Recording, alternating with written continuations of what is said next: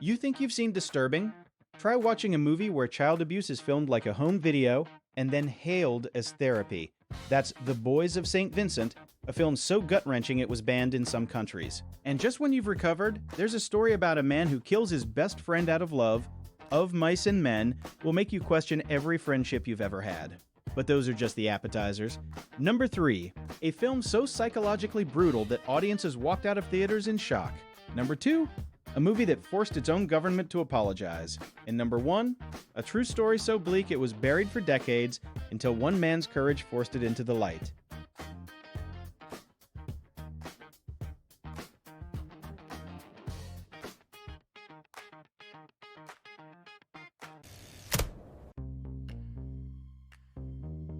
Imagine walking into a church, expecting sanctuary, and instead finding the devil dressed in a Roman collar.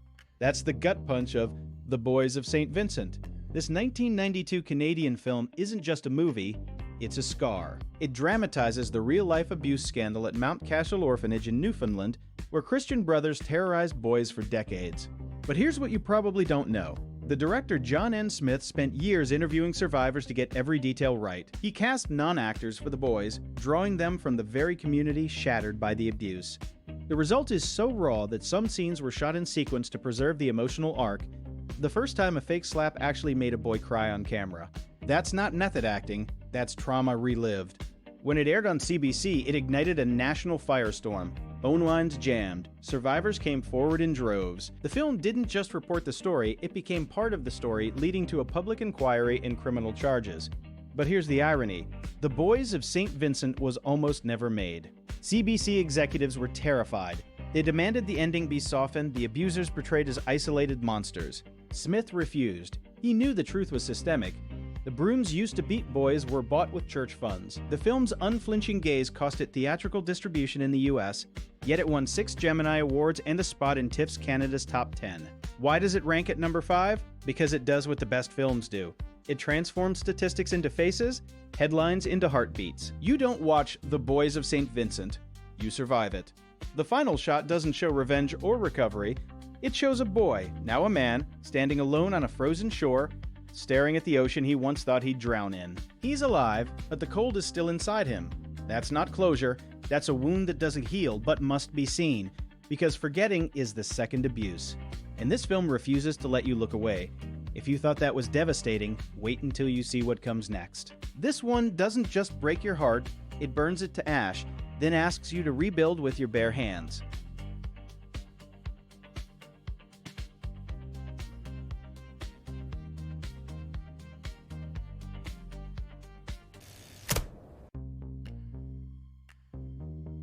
It begins with a single line, "Tell me about the rabbits, George." And if that sentence doesn't break your heart, you haven't seen Of Mice and Men. This isn't a story about farmhands, it's a story about friendship, dreams, and the crushing weight of the American Depression. But not the economic one, the emotional one. At number 4 on our countdown, this 1992 adaptation of John Steinbeck's novella is a masterclass in quiet devastation. Director Gary Sinise, yes, that Gary Sinise, before CSI, cast himself as George and brought in a then unknown John Malkovich to play Lenny. But here's what you don't know. Sinise originally wanted to play Lenny, he auditioned for it. But after reading with Malkovich, he realized the only way to make the film work was to swap roles. That decision changed everything. Malkovich's Lenny isn't just childlike, he's haunting. The way his eyes flicker between confusion and panic, the way his hands move too fast for his body. Sinise allegedly demanded Malkovich stay in character for weeks before filming. And Malkovich, ever the method actor, spent hours watching people with intellectual disabilities, but also observed his own dog's mannerisms, how it reacted to fear, to love. That rawness drilled into audiences. Critics praised it, but the box office? Only $5 million domestic. A flop. Yet the film found its life on video, becoming a classroom staple. And that ending, the one you know is coming but can't stop, it's shot in a single, unbroken take. Sinise's face goes through a dozen emotions in 10 seconds. Love, desperation, grief, and then the final trigger pull. It's the sound of a dream dying. Of Mice and Men belongs here because it shows that the strongest bonds are often the most fragile. It's not about the rabbits, it's about the hope that keeps us going even when the world says no. And that hope, when it shatters, leaves nothing but silence.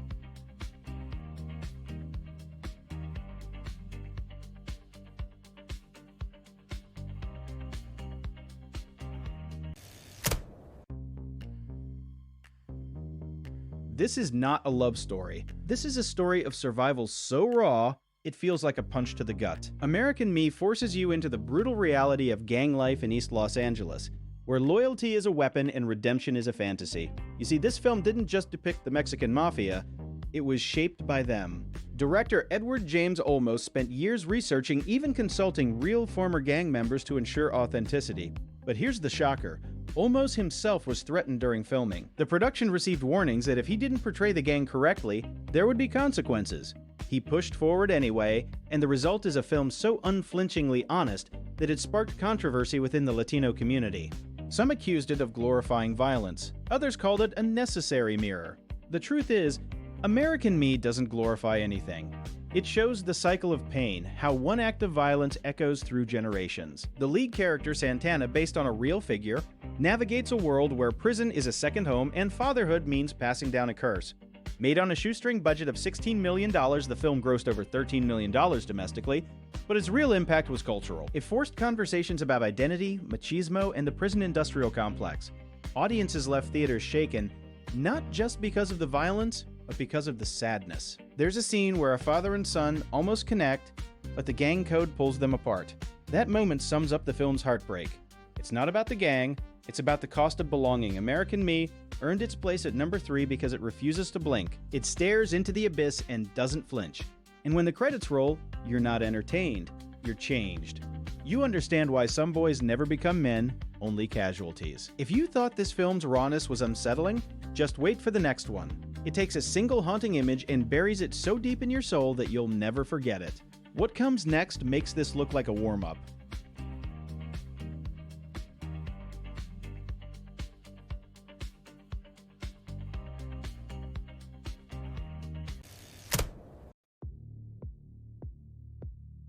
You know the feeling when a single movie changes the way you see the world? The power of one doesn't just show you a story. It grabs you by the throat and dares you to look away. Set in 1930 South Africa, it follows an English boy, PK, who learns that words and fists can both be weapons. But this isn't another white savior tale.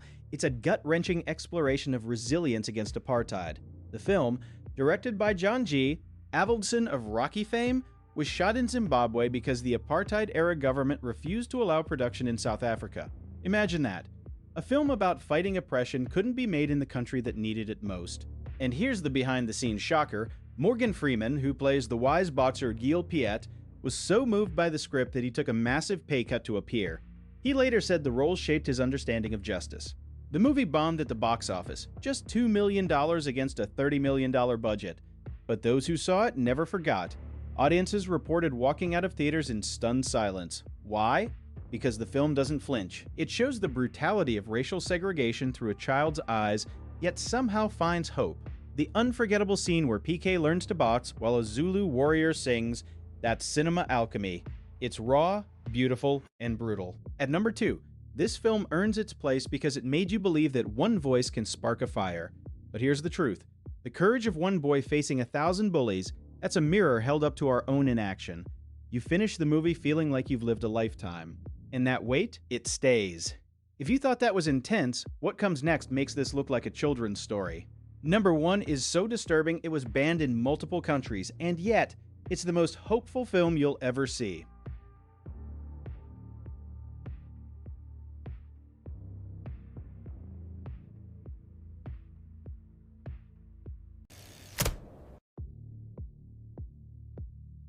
Picture this: a young boy and his brother, a homemade flying machine, and an escape so desperate it feels like a fever dream. That's Radio Flyer, a film that burrows into your soul and refuses to leave. Released in 1992, it's not just a movie, it's a raw nerve exposed. The story follows Mike and Bobby, two brothers using their imagination to cope with a brutal reality. Their abusive stepfather, played by Adam Baldwin with terrifying stillness. But here's what you didn't know. Director Richard Donner originally wanted this to be a comedy. Yes, the man behind Superman and the Goonies thought he was making a lighthearted adventure. Then he read the script again and realized the trauma at its core. He changed the tone entirely. And we're grateful he did. The film cost $35 million to make, a huge bet on a story about childhood pain, yet it only grossed $4.7 million at the box office. It was a flop, a critical failure, and then it found its audience on home video. Fans whispered about it, passed VHS tapes around like contraband. Why? Because Radio Flyer does something no other film dares.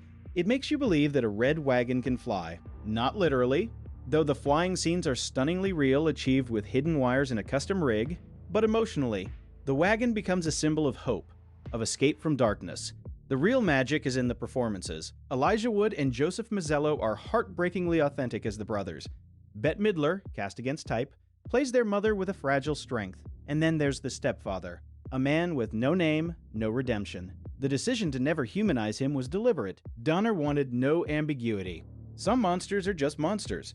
That choice polarizes audiences to this day.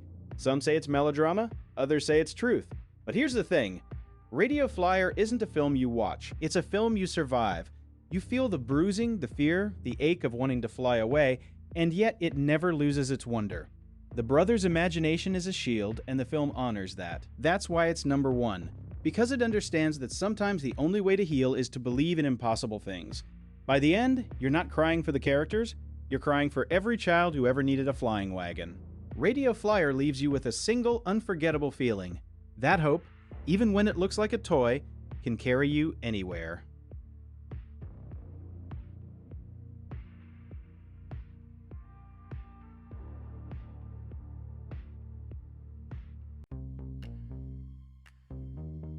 These 5 films share a devastating truth, that the deepest wounds are often inflicted not by monsters but by everyday people, families, institutions, systems that fail the vulnerable. We watch because we need to remember, to bear witness, to hold on to the belief that even in the darkest stories, our collective empathy can be a light. Now I want to know, which of these shook you the most, and was there a moment that left you truly breathless? Drop it in the comments. I'll be reading every single one. If this list moved you even a little, consider hitting subscribe. It means the world to have you here feeling this together.